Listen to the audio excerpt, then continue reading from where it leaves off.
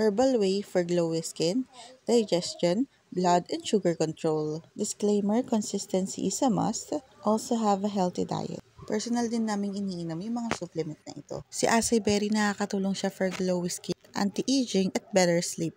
Si Mangosteen rich in fiber at free radical protection. Helps in digestion para hindi ka feeling bloated.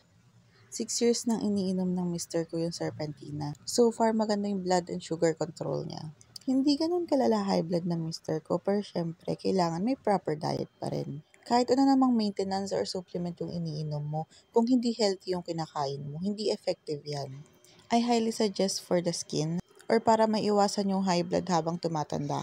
Less oil, less matatabang pagkain, controlled sugar intake, less processed food, at always stay hydrated.